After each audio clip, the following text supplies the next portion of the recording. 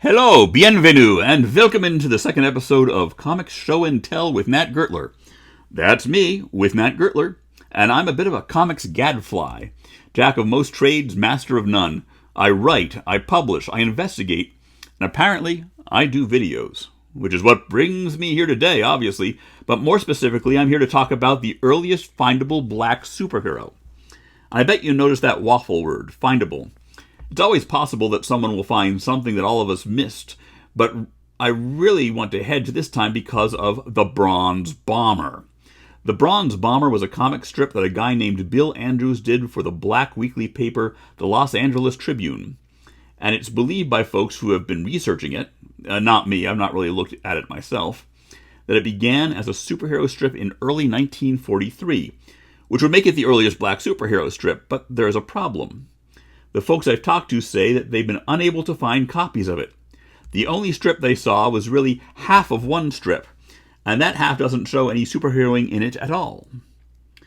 But the story of finding that one strip is interesting. It showed up as part of a piece of art, part of a collage, a piece of art that was made in 2014, which means that when the artist made it 10 years ago, there was still a printed copy somewhere. There probably still are printed copies. The problem is that the people who know that's something to look for don't know where they are, and the people who know where they are don't know that people are looking for it. If you saw my previous video, I mentioned finding the long-forgotten strip Sergeant Joe while looking through the archives of old black weeklies. But Sergeant Joe ran for 37 weeks. I can't be the only person who has looked at any of those papers in recent years. That's a lot of papers. But the other people who saw it weren't comics people, I bet. They saw a black superhero strip and didn't think, a black superhero in 1944? What a find! So it feels good to have been the person who found the strip. But it really is just a demonstration that there's a lot of interesting things in this world that are just waiting for the right person to notice they're interesting. Now, as long as I'm mentioning Sergeant Joe, which was clearly intended as a what if heavyweight boxing champion Joe Louis was a superhero strip, I have to point out something about the Bronze Bomber. You see, boxers have nicknames that the press use when hyping the fights.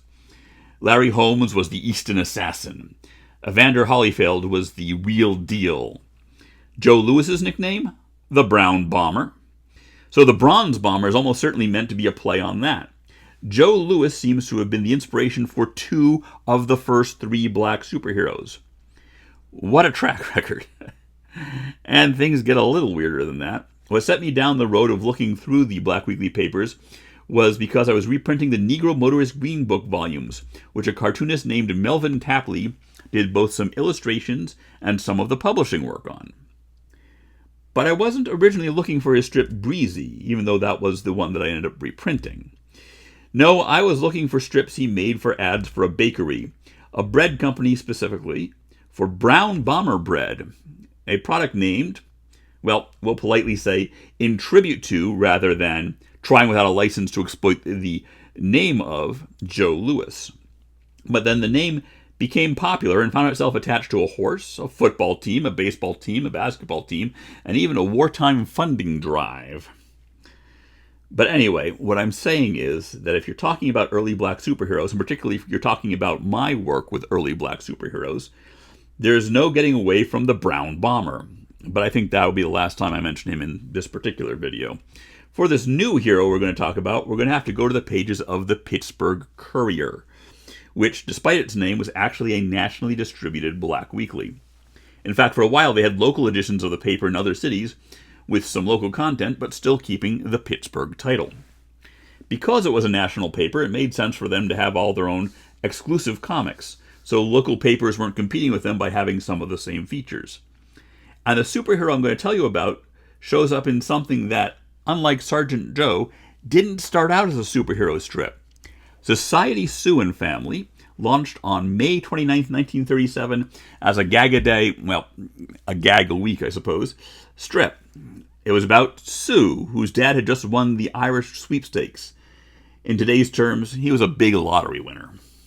So it's a strip about a nouveau rich family trying to fit in with the hoity-toity types of high society. They weren't as clumsy as the Beverly Hillbillies, but they would be the same area of humor. And of course, now I realize that some of the the people watching this may have been maybe too young to have ever actually watched the Beverly Hillbillies. Thank you for aging me, audience. Society Sue was created by A. Samuel Malai toward the start of his decades-long run as an art director for the paper.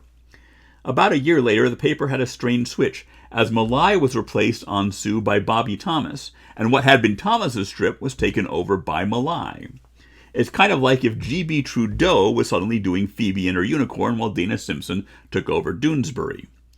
Although it might actually not be that weird in this case, for reasons that actually make it more weird. At least one source I found suggests that Malai and Thomas were the same person. In Thomas's hands, or under the Thomas name at least, the strip turned more toward continuity, with Sue taking a job as a society reporter for the newspaper and facing adventure and danger.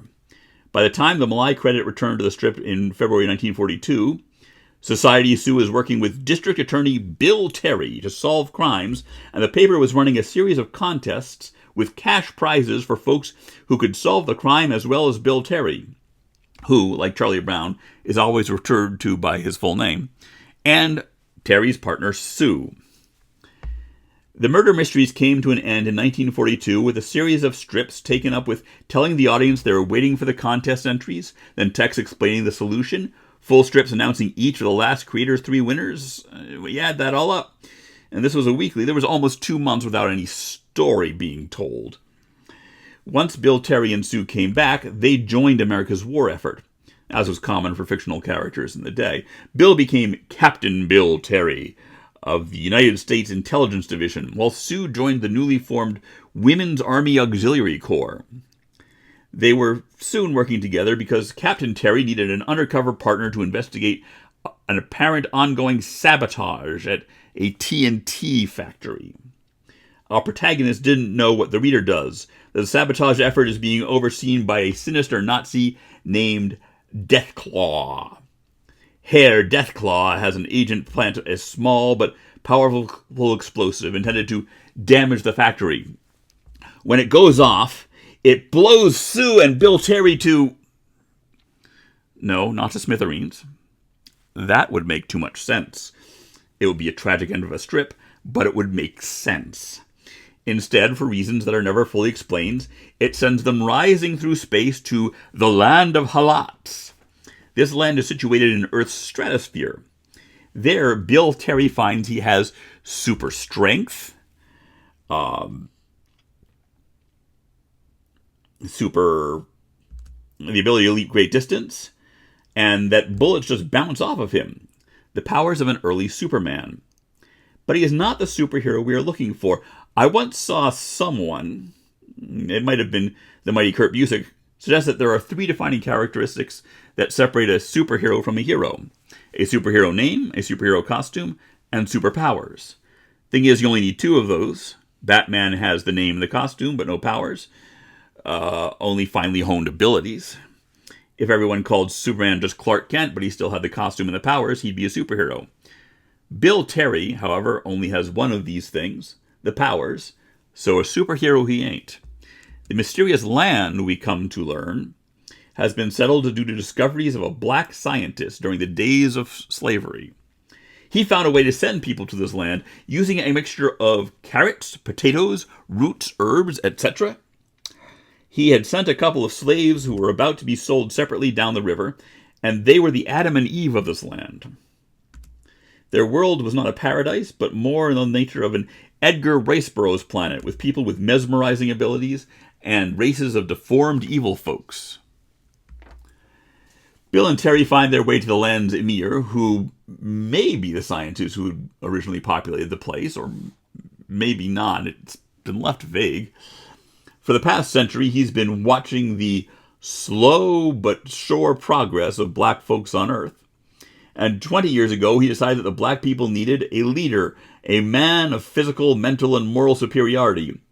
So he developed just such a man. We catch a glimpse of him on the May 29th, 1943 strip, but it wasn't until the next week that we see him fully and get his name. Thunderboy. Thunderboy. It has a nice sound to it, but not a name that we'd give an adult black character today. Calling a black man boy is not associated with good things. Still, the Thunder name brings to mind Black Lightning, the DC Comics character created by Tony Isabella and Trevor Von Eden. The name Thunderboy would actually show up on another comic character in Jack Herman and Andrew DeMitt's 1996 series Oblivion.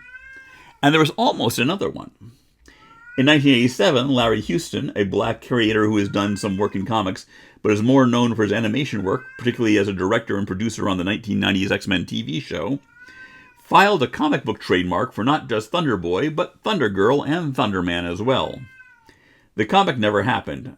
I asked Larry about it, and he said that he'd never even heard of Thunderboy from the comic strip. Anyway, back to our tale. Sue and Bill Terry are assigned to be Thunderboy's guides to the problems the black people face on Earth so that he might solve them. So to Earth our heroes go. Once our story moves back onto that familiar physical territory, we find that Thunderboy has the ability to fly, to punch solidly, to survive both knife and gun attacks, and to inspire.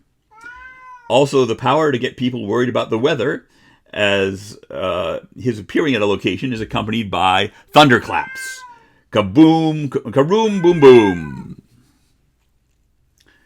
Sue quickly gets him to a clothing store so he's not just going about in his underwear, and he looks sharp in a suit. While Thunderboy is charged with being a savior to the race, his actual efforts on Earth are more traditionally superhero. First, he foils a bombing attempt by some of Deathclaw's henchmen. Then, in an attempt to improve the race through scolding, he lectures some Zoot Suiters to quit loafing in pool rooms and making disrespectful remarks about ladies. Let's get jobs in our many war production plants and do our share towards a great victory. This proves uninspiring, and the situation quickly degenerates into violence, in which Thunderboy has the upper hand. Next, our suited hero finds himself taking on Slug Jones, a black ruffian who has been drunk driving at speed, running down a child near a playground. Slug attempts to fend off Thunderboy with gunfire, but to only temporary effect. Thunderboy makes Slug accompany him to the hospital, back to find the injured boy. The victim turns out to be Slug's only living relative, his nephew, Little Slug. They rush the child to the hospital, and as they're waiting to see if the boy will live or die, and I'm not going to tell you what happens next. I can't tell you what happens next. That's because nothing happens next. In January 1944, the Society Sue strip disappears from the paper with no explanation. Now, the Thunderboy run is interesting. What it lacks in cohesion and planning, it makes up for in sheer enthusiasm. Millai clearly wanted to delve into lots of realms of the fantastic, and a daily-sized strip each week seemed to not take him long for new ideas to overtake what he had in mind. Bouncing quickly from strange world adventure to wartime sabotage to street crime, the series is filled with possibilities and potential. That the savior of the race focused on trying to inspire black people and fight black on black crime rather than somehow taking a stand against the racist government and racist society of its day seems like a missed opportunity. Millai would continue cartooning, doing the sports strip Don Powers through most of the 1950s and editorial cartoons into the 1960s. He died in 1970, with less than a year of his life having been spent telling the tale of a superhero, a forgotten footnote in his long career. With my publisher hat on, I would love to publish the run of this series, but there's a problem. Old papers are generally not stored as piles of paper. These days, they keep digital archives of them. In the old days, they photographed them, made microfilm or microfiche records of them.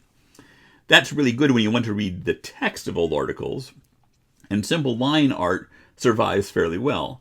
The photographs with art with gray shading, the subtlety gets lost.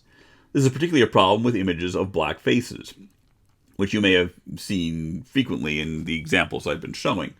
They turn into black blobs. Here, for example, is a cartoon drawn by the great Ole Harrington as reprinted in a book collection he put out in the 1950s. And here is the same cartoon from an old digital archive. You can see this stark difference in quality of reproduction, and this is far from a bad case comparatively. And remember how I said the strip was exclusive to the Pittsburgh Courier? Well, that means there was only one set of micro whatever that had the strips. If I wanted to look for an old Mutt and Jeff cartoon, and the first copy I find in an archive is messed up, well, there's more than a dozen different copies to be found in various archives. But that's not the case with the Pittsburgh Courier and any of the strips that they run. So if there's a bad example somewhere, if there's either bad photocopying or bad photographing, or they photographed a weak copy, then there's problems even beyond the usual darkening problem. And there are problems with this strip, and not just the ones you may have noticed in the sample images. Society Sue always ran on the right side of the page, and when it was an even-numbered page, as it often was, that means it ran to the right up to the fold of the paper. Apparently, the archiving was done from a bound copy of the paper, or at least one on a rod, and that means that the last panel is curved, warped on all of those strips. This is the final panel of the final strip, and it's more legible than some of them, but there's no rescuing them. So the strip would have to be even its best panels would need to be cleaned up, and many of them redrawn, at which point we're not really talking about a reprint so much as a recreation. Although that may be a worthwhile thing to do, and I would like to be involved in such an effort. Unlike Sergeant Joe, Thunderboy was only almost totally forgotten, rather than totally forgotten. In an article specifically about the comics that ran in the Courier, which appeared in a 2012 volume of the Journal of Graphic Novels and Comics, David Hopkins of Tenri University in Japan made a brief mention of Thunderboy, really only a couple sentences. But Hopkins himself passed on in 2022, so perhaps Thunderboy was on his way to being forgotten again. But now that you know about him, you'll make sure that won't happen, right? Now, if you enjoyed this show and tell, click that subscribe button, and click the like button. Hit that thing with a karoom boom boom, and share it online. You know people who want to know about this stuff. And with the next video, I promise you that I'll be showing you something besides early black superheroes. It's a great topic, but the world is much wider than that. Until then, go read some comics.